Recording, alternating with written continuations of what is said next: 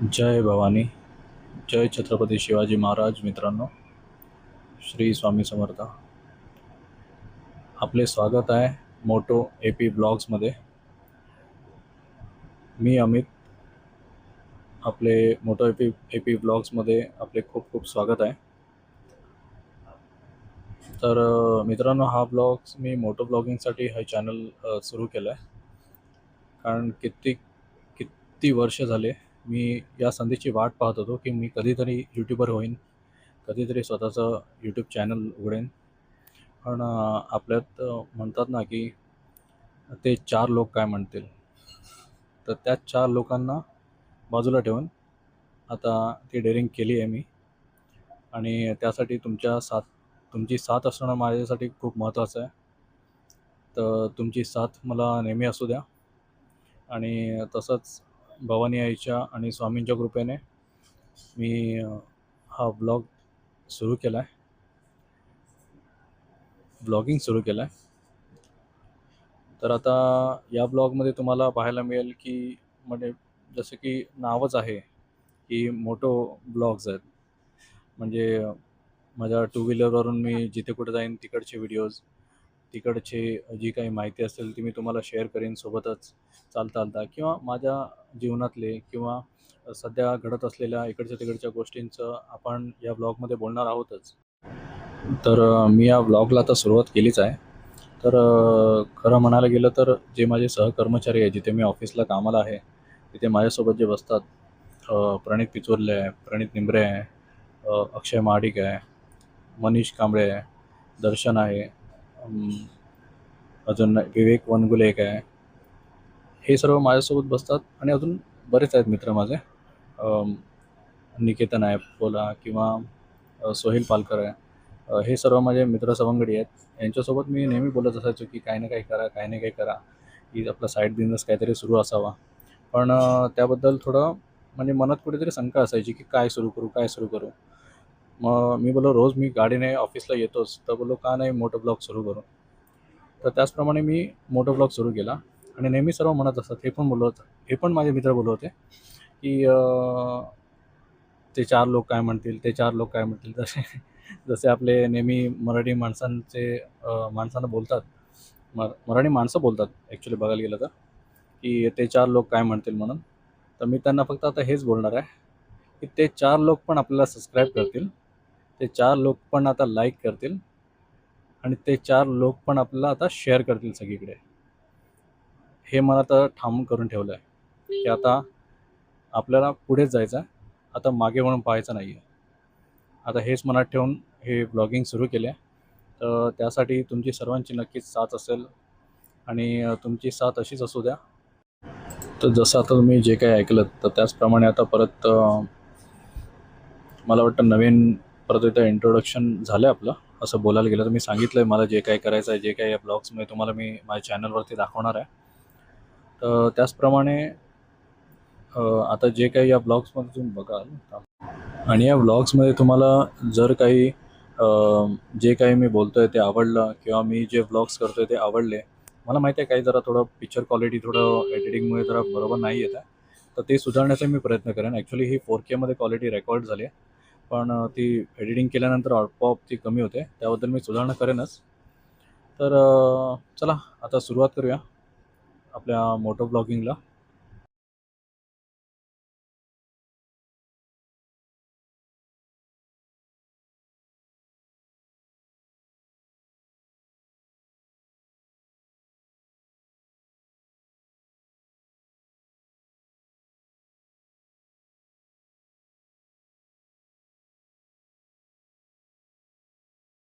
नमस्कार, सुप्रभात मित्रांनो.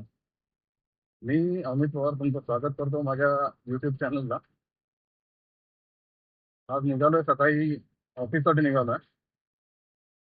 आता मला ॲक्च्युली माहीत नाही आहे माझा आवाज त्या कॅमेऱ्यापर्यंत येतोय की नाही येत आहे, मला माहीत नाही आहे. कारण की मी याचं एक्सटर्नल माईक नाही लावला. आणि एक्सटर्नल माईक लावायला गेलं तर त्याचा केस काढून दुसऱ्या केसमध्ये लावून मग माईक लावायला लागेल. तर मी माईक नाही लावलाय त्याला. तर बघू, तरी पण प्रयत्न करतोय आवाज पोहोचवण्याचा.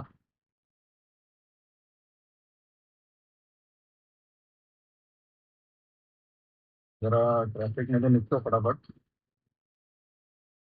इकडे पुढे गेलं एक मारुतीरायाचं मंदिर आहे. त्या मारुतीरायाच्या मंदिरात पाया पडून मग हायवेवरती जाऊन म्हणजे पुढे बोलतो.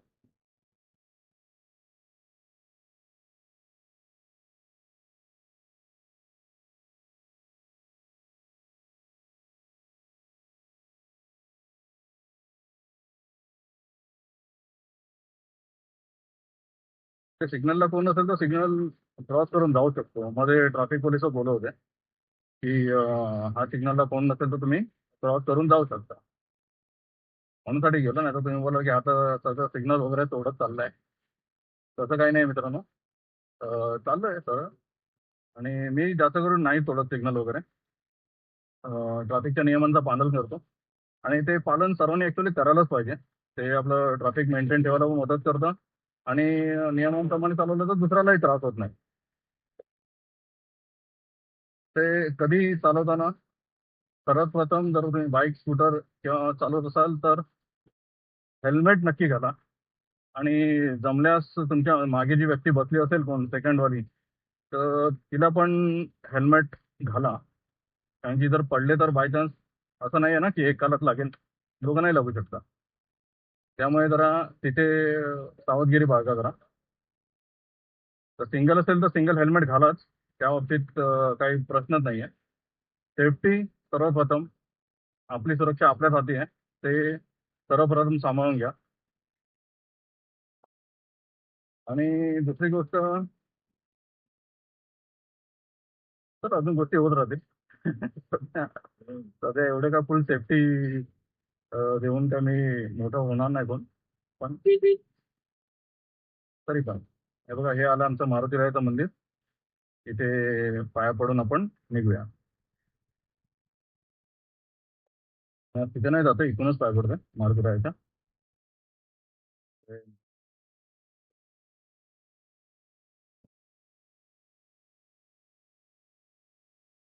नेहमी जातो आतमध्ये ते.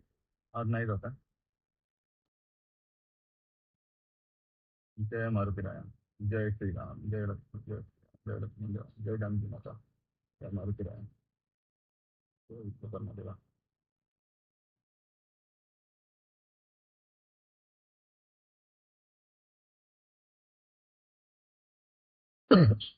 आता मोबाईलवर बघत तर कधीच चालवू नका. जसं एक आता एक जण गेला मोबाईलवर बघत, तसं जराही करू नका कधी.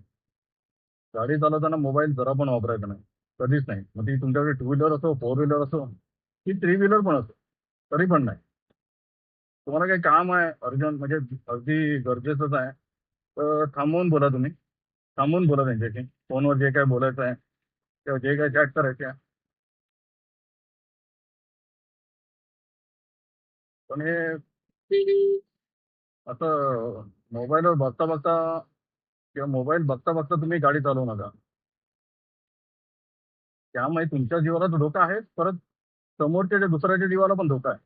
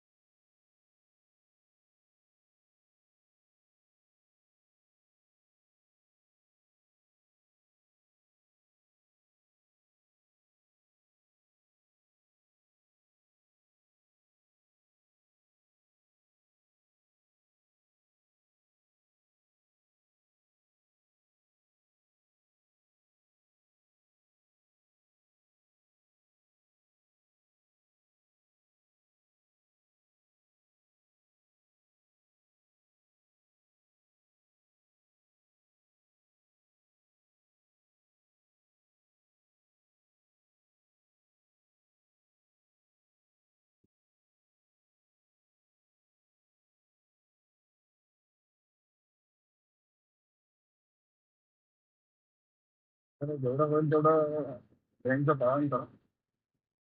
असं ओव्हरटेक करू नका. आणि बाकी आयुष्यात काय चाललंय बोला तुम्ही पण. कमेंटमध्ये सांगा मला. तुमचं आहे का, तुमचं काय चाललंय बाकीचं? कसं काय चाललंय काम वगैरे, किंवा अजून काही दुसरं? तसं मी पण आता कामाला चाललोय. मी राहतो अंधेरीला आणि मी कामाला आहे बांद्राला. तर मी रोज गाडी घेऊन जात नाही, कधी कधी जातो, कधी कधी ट्रेनने जातो. म्हणजे थोडंफार चाललं पण पाहिजे, की माझा ऑफिसच्या वेळेमुळे मला बाहेर चालायला वगैरे मिळत नाही जास्त. माझं चालणं जास्त होत नाही. आणि की जे 9 to 6 जॉबवाले आहेत, तेवाले त्यांची सर्वांची जवळपास कंडिशन अशीच असते की त्यांना चालायला मिळत नाही. आणि चालायला न मिळण्यामुळे काही ना काही प्रॉब्लेम्स होत असतात आयुष्यात. म्हणजे तब्येती बाबतीत, तब्येत खराब होणे वगैरे, त्या बाबतीत त्या बाबतीत काही ना काही इश्यू होत असतात. त्यामुळे ती काळजी घ्या.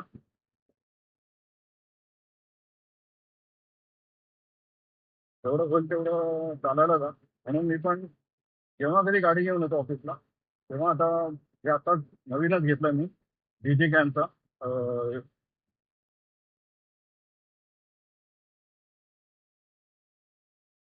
डीजी कॅनचा गो कॅम्प घेतलाय मी आता.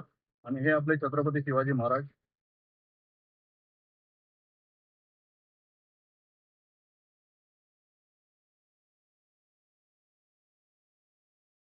तर गो कॅम्प घेतलाय. माझं बजेट नव्हतं तेवढं ऍक्च्युली, म्हणजे दुसरं डीजीआयचं वगैरे घेण्याचं. तर एक आवड म्हणून, छंद म्हणून एक मी डीजी हा घेतला, डीजी कॅनचा, डीजी टेकचा, सॉरी, डीजी टेकचा गो कॅन घेतला. याची क्वालिटी पण खूप छान आहे. म्हणजे आपण ज्या मानाने बोलतो त्या मानाने याची क्वालिटी खूप, म्हणजे खूपच चांगली आहे.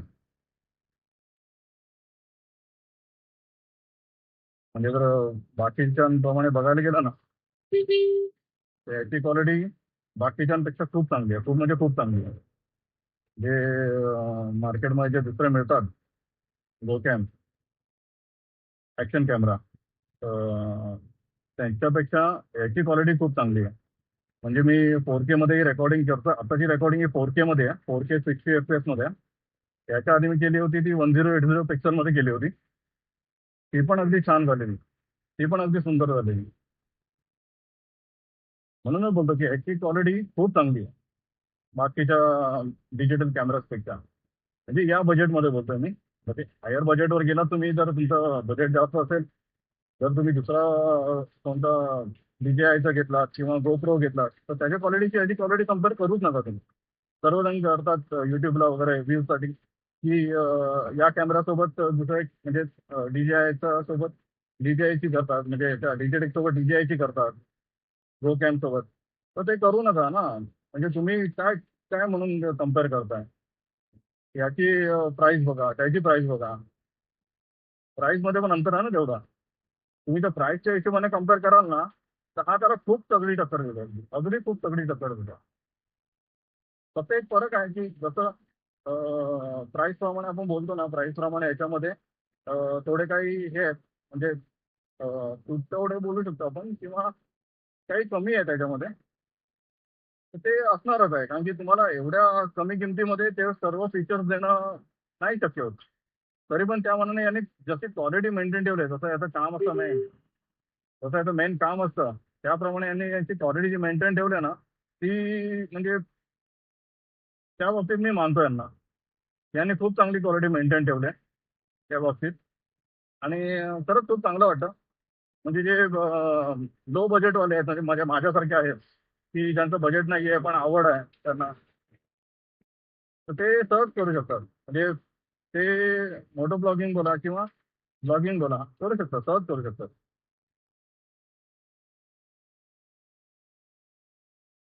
आणि मी तर बोलतोय की महाराष्ट्रात तुम्ही राहताय किंवा जगाच्या कुठल्याही कोपऱ्यावर राहताय ना, तर थोडंफार आपलं जसं आपण 9 ते 6 काम करतो, त्याप्रमाणे आपण आपल्या जो बॉस आहे त्याला मोठं करतो.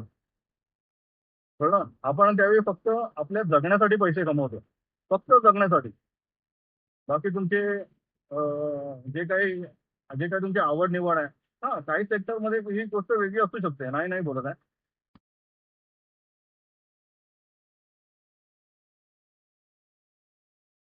तर आपण बोलत होतो की काहीतरी आपला साईड बिझनेस असावा, म्हणजे स्वतःचा काहीतरी धंदा असावा, जेणेकरून आपण आपल्या गरजा पूर्ण करता करता, आपल्या गरजा, आपली जी आवड आहे ती पूर्ण करता करता, समजा मला गाडी चालवण्याची आवड आहे, मला क्रिकेट खेळण्याचीही आवड आहे, मला भरपूर आवडी आहेत. तसं कम्प्युटर गेमिंग करतो मी, कम्प्युटरला गेम्स खेळतो. हो, मी आता आता ॲक्च्युली माझं वय आहे 40, तरीही मला कम्प्युटरला गेम्स खेळायला आवडतात. आवड आहे ती, प्रत्येकाची आवड असते, का नाही असणार? तसंच प्रत्येकाच्या आवडी आहेत ना, तसं आपली आवड जपायला शिका. आपली आवड पूर्ण करण्यासाठी, किंवा यानंतर आपल्यानंतर आपली मुलं आहेत, आपली मुलं आहेत, त्यांना मुलांसाठी, इन फ्युचर मुलांसाठी, समजा तुमचं लग्न झालं नसेल तर तुमच्या होणाऱ्या मुलांसाठी तरी पूर्ण सेटअप करून ठेवा, की ते त्यांची आवड निवड जपतील वगैरे. आणि खरंच बोलते, काही ना काहीतरी साईड बिझनेस असावा आपल्या महाराष्ट्रात. आपलंच जर काही स्वतःचा कामधंदा नसेल आणि दुसरे लोक येऊन जर इथे धंदा करत असतील, तर आपल्याला त्यांना बोलण्याचा काहीच अधिकार नाही की अरे तुम्ही लोक इकडे आलात म्हणून तसं आलं. आपणच त्यांना जागा दिली होती, आणि ते आपण धंदा करत नाही म्हणून ते लोक येऊन धंदा करायला लागलेत ना. आपल्याला कसं होतं, 9 to 5 जॉबमध्ये अडकल्यासारखं झालंय. तसं अडकू नका तुम्ही. तुम्ही 9 to 5 मध्ये न अडकता दुसरीकडे करा ना. हा, जर तुम्हाला, जर घरी अडचणी असतात, तर प्रत्येकाच्या घरी काही ना काही अडचणी असतातच.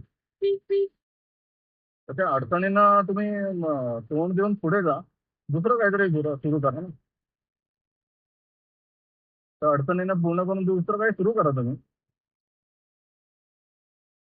म्हणजे साईड, आपण बोलतो ना एखादा साईड बिझनेस टाईप वगैरे, तसं साईड बिझनेस टाईप वगैरे सुरू करा काहीतरी ना. जसं मी आता सध्या ब्लॉगिंग सुरू केलं आहे. ॲक्च्युली यूट्यूब चॅनल पण होतं माझं पहिलं. पण जसं मी गेमिंग करायचो त्यावेळी मला म्हणजे फक्त युट्यूबला लाईव्ह जायचो, आणि लाईव्हवरती मी युट्यूब लाईव्ह करायचो जास्त करून त्यावेळी. तर त्यावेळी काही माझे टीममेट्स आहेत, म्हणजे माझे ॲक्च्युली मी त्यावेळी काउंटर स्ट्राईक खेळायचो मोस्टली, आणि मध्ये मध्ये BGMI पण सॉरी पबजी खेळायचो, पबजी PC. तर त्यावेळी आपल्या इकडची कमी यायची, आपल्या इकडची मुलं जास्त करून मोबाईलवरच खेळणं प्रेफर करतात. तर त्यावेळी ते बाहेरचे यायचे, तर ते लोक आता युट्यूब माईकवरती गाणी लावायचे, ते लोक गाणी लावून खेळायचे. तर त्या गाण्यांमुळे माझ्या चॅनलवरती भरपूर वेळा कॉपीराईट स्ट्राईक आले, आणि मग त्यामुळे चॅनल माझं बंद झालं. त्याला युट्यूबवाल्यांनी बंद केलं. मग त्याला आता मी परत रिवाईव्ह नाही करू शकलो चॅनलला माझ्या, जसं पबजीमध्ये कसं रिवाईव्ह होतं, ते माझं चॅनल रिवाईव्ह नाही होऊ शकलं. पण एक गोष्ट सांगतो की जर तुम्ही काही कॉन्टेंट पोस्ट करत असाल ना, तर जेवढं होईल ना तेवढं स्वतःचं कॉन्टेंट पोस्ट करा. म्हणजे स्वतःचं, म्हणजे असं बोलतो की स्वतःच करणार तुम्ही, बरोबर आहे, दुसऱ्याचं उचलू नका. आणि जर तिथे गाणी टाकताय ना, तर अशी गाणी घ्या की जी कॉपीराईट फ्री आहे, त्यांना कॉपीराईट क्लेम लागत नाही, अशी गाणी घ्या. अशी अगदी मोजकी गाणी आहेत, म्हणून बोलतो की जेवढं होईल तेवढं अवॉइड करा त्या गाण्यांना वगैरे. किंवा YouTube लायब्ररीमध्ये जर तुम्हाला काही म्युझिक हवं असेल बॅकग्राऊंडला, तर तुम्ही YouTube लायब्ररीचा पण सहारा घेऊ शकता. YouTube लायब्ररीमध्ये पण काही म्युझिक वगैरे आहेत, आणि YouTube त्यांना समोरून प्रमोट करता की तुम्ही आमची ही म्युझिक लायब्ररी दिली आहे, त्याचा उपयोग करा. तर तसंच बोलतो तुम्हाला की त्यातून तुम्ही वापरा. तर YouTube तुम्हाला नक्की प्रमोट करेल, आणि स्वतःचा काही कॉन्टेंट स्वतः मोबाईलमध्ये रेकॉर्ड केलेला किंवा डिजिकॅममध्ये रेकॉर्ड केलेला, कशात तरी केलेला तुम्ही पोस्ट करा त्यामध्ये. तर ते तुम्हाला तेवढंच अजून बेनिफिट होईल, आणि YouTube त्याला समोरून सर्व लोकांपर्यंत दाखवेल. प्रयत्न करून बघा. प्रयत्न केल्याने मित्रांनो भरपूर काही मिळतं.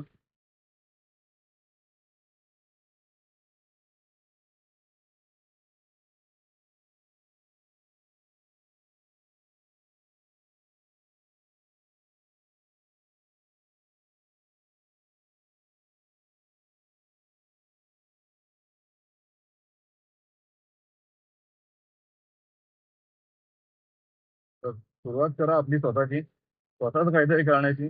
मग तुम्ही कोणत्याही बाबतीत करा. तुम्हाला जे काही वाटतंय, तुम्हाला वाटत असेल की तुम्हाला जर डेली ब्लॉग सुरू करायचे आहेत, डेली ब्लॉग सुरू करा, काही हरकत नाहीये. तुम्ही करू शकता, कधीही करू शकता मित्रांनो. आणि दुसरी गोष्ट तुम्हाला एक सांगतो, की लाज कोणत्याही गोष्टीची ठेवायची नाही. मला पण लाज वाटते. मी इव्हन सांगतो तुम्हाला आता, की आत्ता पण मी बोलतोय ना, मी आत्ता पण लोकांच्या चेहऱ्याकडे बघतोय इकडे-तिकडे. सर्वप्रथम तुम्हाला जर लाज घालवायची आहे ना, तर एक काम करायचं, लोकांच्या चेहऱ्याकडे बघणं बंद करायचं. लोकांच्या चेहऱ्याकडे बघायचं बंद करायचं आणि स्वतःच्या कॅमेऱ्यामध्ये स्वतःचा चेहरा बघायचा.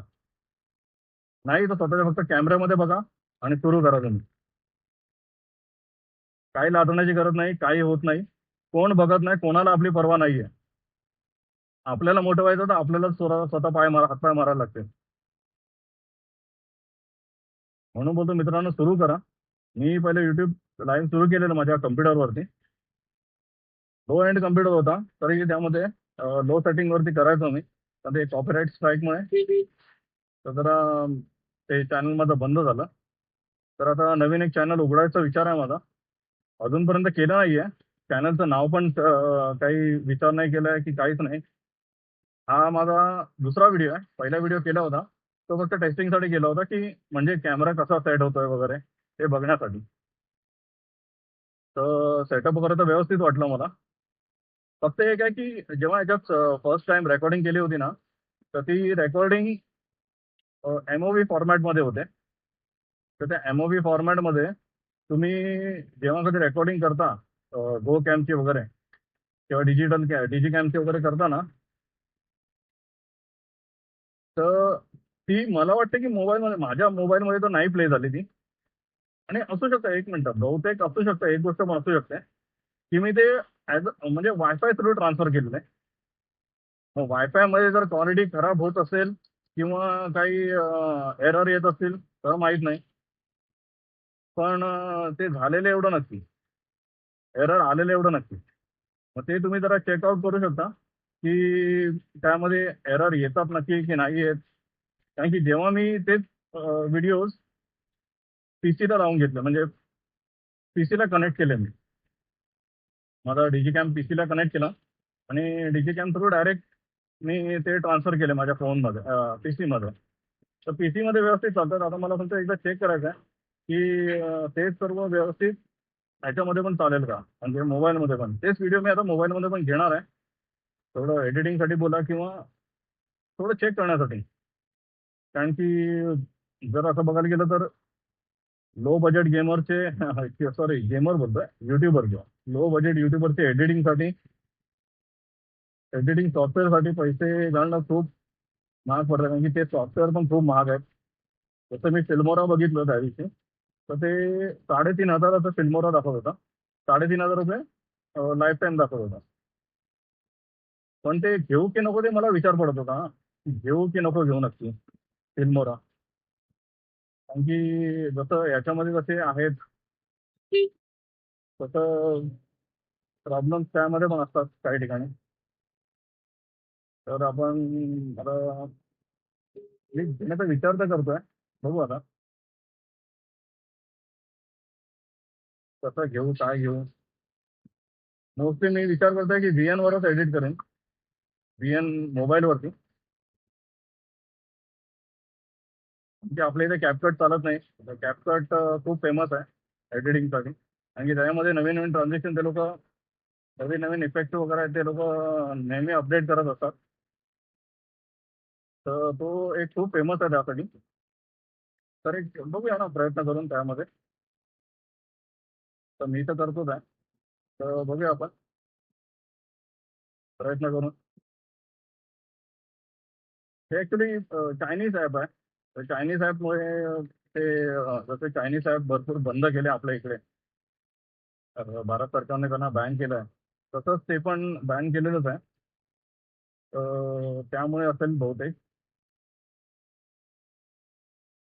म्हणून तरी मी पण तोच विचार करतो, की ते न वापरता व्हीएन ॲप वापरू. व्हीएन ॲप पण चांगलंच आहे. पण व्हीएन ॲपमध्ये होत नव्हतं त्या दिवशी मी करत होतो तेव्हा. बघू आता प्रयत्न करून याच्यामध्ये होतंय का आता यावेळी. जर आता यावेळी झालं तर मग खरंच खूपच चांगली गोष्ट आहे एडिटिंगसाठी. कारण की एडिटिंगसाठी व्हीएन ॲप हे खूपच चांगलं आहे.